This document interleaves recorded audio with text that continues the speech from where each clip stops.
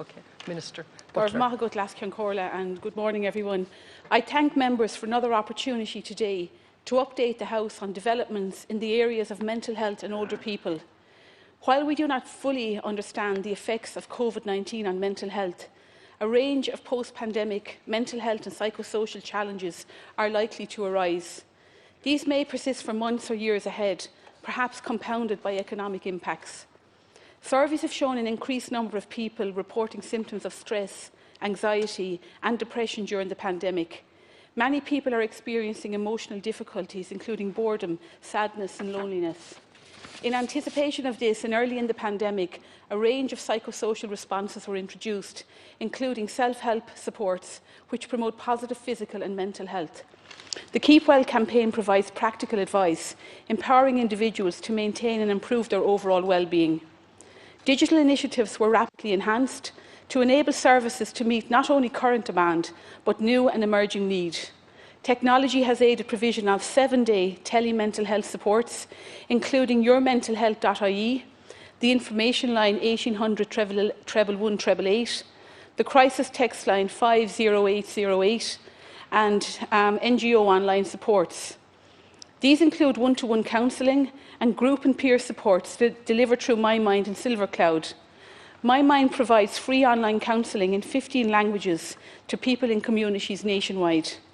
Online activity has increased and there is capacity for upsurge in demand. The HSE already has a range of proactive responses for any rise in service need, including online and other telehealth and psychosocial supports.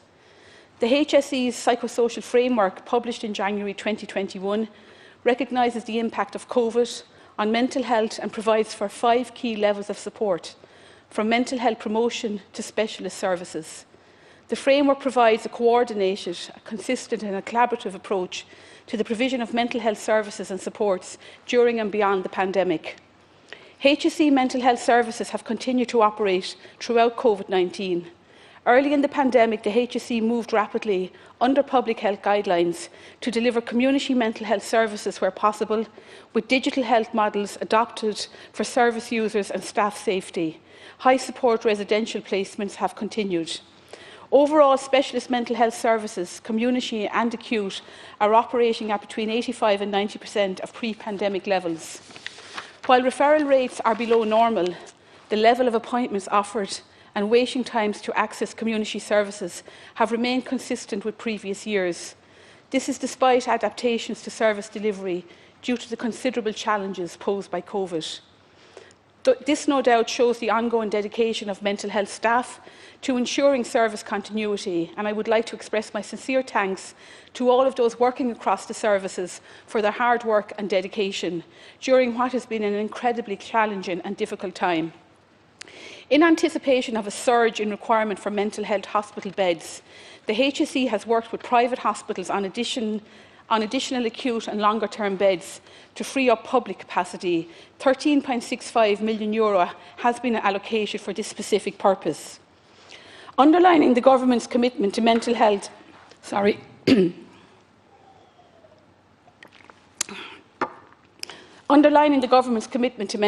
Budget 21 saw an increase of 50 million, bringing the total mental health budget to over 1.1 billion.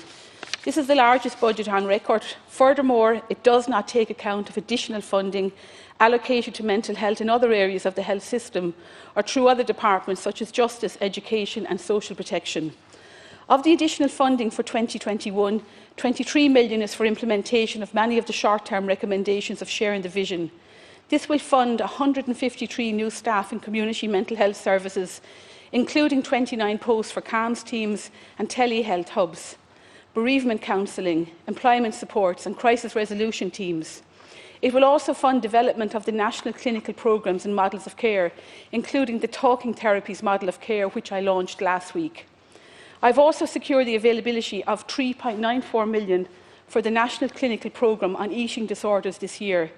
This will fund the establishment of 3 new specialist eating disorder teams and complete the 3 existing teams.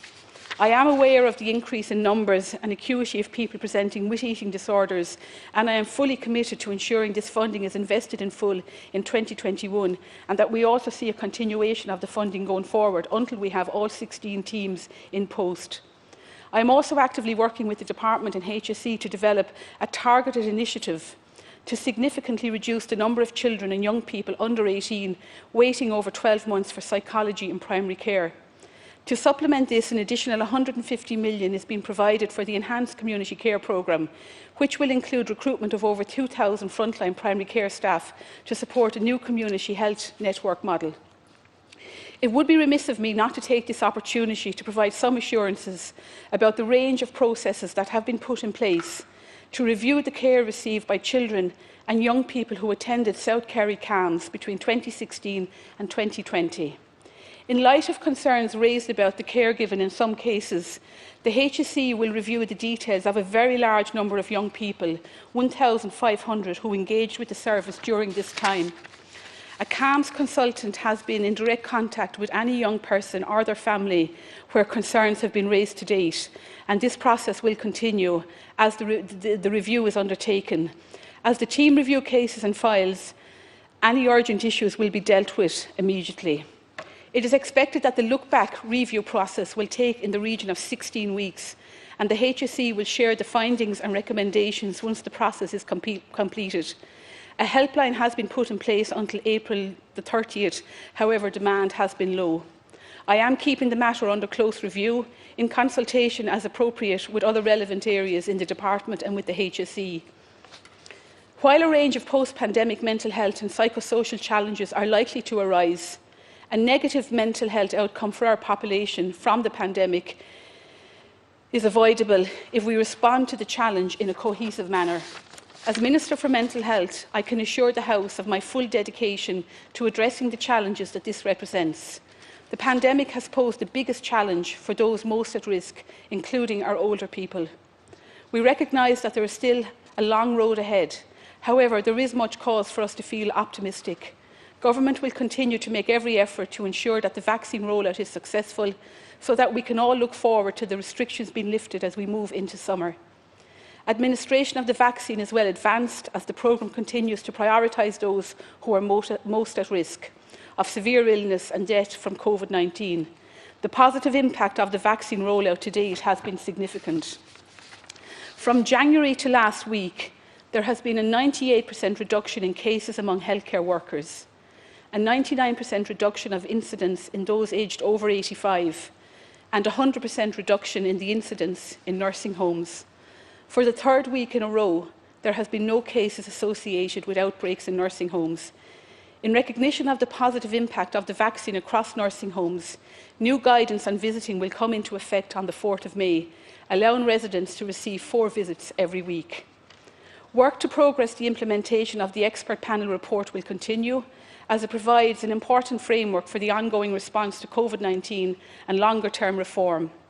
The availability of supports to all nursing homes continue, including financial assistance, staff accommodation, PPE, serial testing and HSE COVID-19 response teams where needed. A dedicated system has been established to ensure all those awaiting a vaccination at home will be contacted in the coming days, and this has been ongoing all week. The National Ambulance Service has been working hard to process referrals received for the programme. It is currently undertaking the approximate of 400 appointments per week. Over 3,500 referrals have been received as part of the housebound programme. To date, there has been 1,800 dose 1s and 500 dose 2s vaccines administered. And I would just like to say, of the over 3,500 referrals, not everybody, when they're assessed, may be suitable to have the vaccine. So just to reiterate that, 1,800 have received first dose, 500 have received second dose to date. I would like to reassure those who are still waiting that the HSE will make direct contact with them and will administer the vaccine within a 3-week period, so this is week 1. Of note, there has been considerable progress on the vaccine rollout among over 70s, with more than 95% of this age cohort receiving a first dose of the vaccine. This year, an additional €150 million has been provided to deliver on the Government's commitment to increase home care hours. This includes €17 million to progress the development of a statutory scheme for the financing and regulation of home support services. This brings the total investment in home support, including winter funding, to €666.5 million in 2021. I am pleased to advise the House that on the 27th of April, Government gave approval for the drafting a general scheme and heads of bill to establish a licensing framework for publicly funded, for-profit and not-for-profit home support providers. As part of the wider reform of the model of service delivery for home support, the Department is finalising business cases with the HSE on the key enablers of the statutory scheme. A key priority for me currently is the resumption of daycare services, and I will continue to engage with senior officials within the Department and the HSE to ensure that as many services as possible can reopen as soon as it is safe to do so. The HSE is focused on delivering on this priority, and a dedicated focus group is in place to drive and oversee a plan to resume these services as soon as possible. The Nursing Home Support Scheme continues to deliver affordable and accessible nursing home care for our citizens with long-term needs. Notwithstanding this, the Programme for Government commits to introducing an amendment to the scheme to cap the financial assessment of family-owned and operated farms or businesses at 3 years when calculating the means to pay for nursing home care. A finalised draft of the bill has now been signed by the Attorney-General, and I expect to bring the bill to Cabinet for approval next Tuesday or Wednesday. A range of initiatives and resources so I expect to bring that forward next week, and hopefully we'll have it here before the House in the next 4 to 6 weeks. A range of initiatives and resources are available through the Understand Together campaign to ensure that people living with dementia stay safe, well and connected. Primary care teams are referring people with dementia to community supports, such as the Local Authority Community Response Forums and the Alzheimer's Society of Ireland Dementia Advisor Services. I am particularly pleased that additional funding for 2021 will ensure the recruitment of 11 new dementia advisors, bringing the expected total to 29 by the end of this year. In line with the National Dementia Strategy, €5 million has been allocated to support those with dementia this year, with a focus on 6 key initiatives. A minimum of 5% of the 5 million home support hours for this year are allocated for people with dementia. Taking into account the increased investment in the Dementia Advisor Service and the National Dementia Strategy, this brings the total investment in dementia services to €12.9 million this year. I am fully committed to further enhancing mental health and older persons services, and look forward to your contributions today on these hugely important areas of work. Gorv Maha Gut Las Cion Comhairle.